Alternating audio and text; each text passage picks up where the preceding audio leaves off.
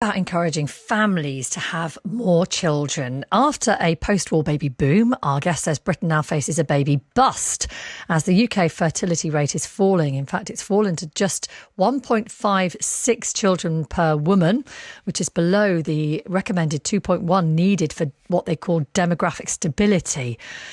But there are all kinds of obstacles in the way, of course, of women having children. So let's speak to Miriam Cates, MP for Penistone and Stocksbridge in the North East, who wants this debate to happen. Good morning, Miriam. How are you? Good morning. I'm fine, thank you. Good.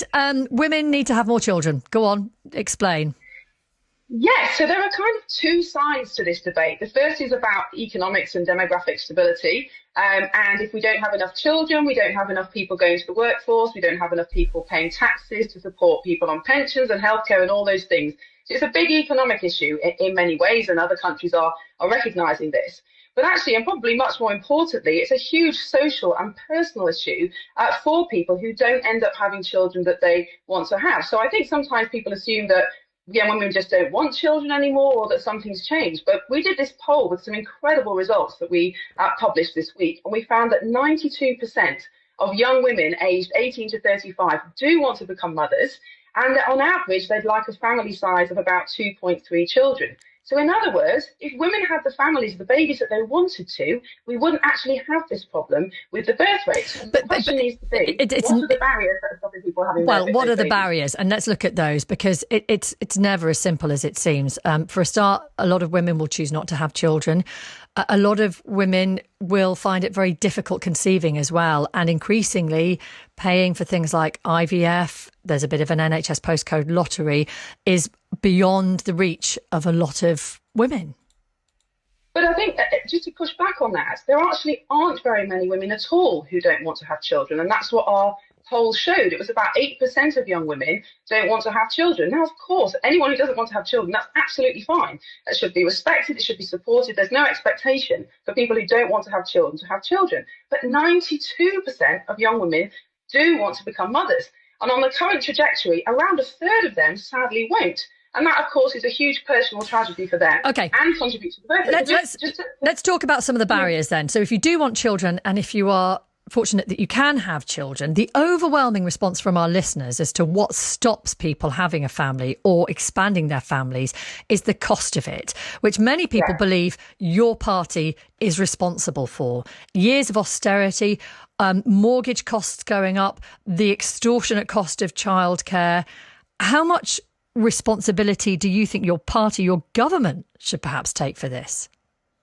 A significant amount. And it's absolutely the case that in our poll, household finances, housing were big issues that the majority of women mentioned as why people might not have children or delay having children or not have as many children as they want. They are big issues. And since I've been in Parliament, I've been campaigning to end the family tax penalty that we have in this country, which makes family life way more expensive. I've been proposing radical housing solutions. They are all really important.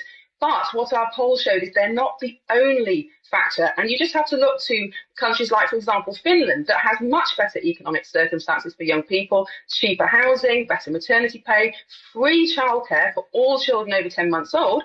And yet their fertility rate is even lower than ours, and their government is panicking. What are the other barriers then? What are the other barriers that you're hearing about? Are what you would call kind of social and cultural. So 3/4 of young women told us that motherhood is seen as a bad option in this country, that it's looked down upon, that it's not celebrated, that it's seen as drudgery. And, sadly, too many politicians and those in the media play motherhood as a kind of second best or a drudgery rather than, yes, a difficult choice, but an incredibly fulfilling choice that many women do want. But it's not just culture. The way we talk about it, it's also about awareness. And one of the things we found was that a lot of women don't know enough about fertility. So 69% thought that it was absolutely fine to wait until they were 35 to start planning a family. And sadly, the facts of female fertility just mean that if you do wait till then, you've probably only got a 1 in 4 chance of becoming a mother. People need to know that. And there's a male fertility issue as well. Rob wants us to raise that.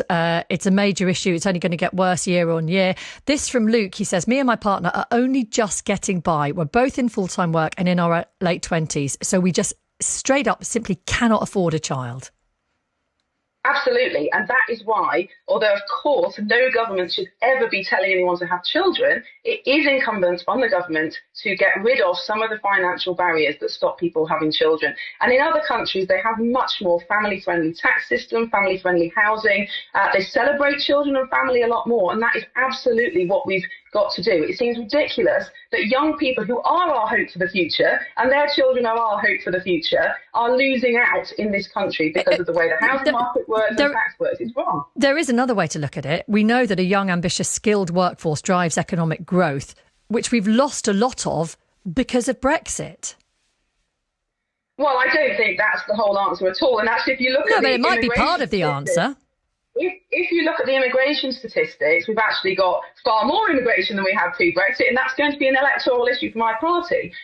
But if you extrapolate what will happen over the next 50 years or so, if we don't increase the birth rate, we are going to need substantially more immigration. And this is actually being modelled in a report last week. We could get to the point where 4 in 10 people in this country haven't been born here, just to prop up the labour force and the economy. But part of the problem with skilled workforce is the fact that some of the countries that we used to rely on for immigration, so Poland, for example, now have very low birth rates themselves. So this is becoming a huge international issue. There just isn't going to be the spare population from other countries in future to come here and prop up our economy. Well, which is why countries the world over are talking about this issue. Yeah, it is genuinely a fascinating debate, and I'm really glad that we've talked about it today. And loads of people are having their say on this as well, via text, voice note here at 5 Live. Thank you for talking to us, Miriam Cates. Cheers.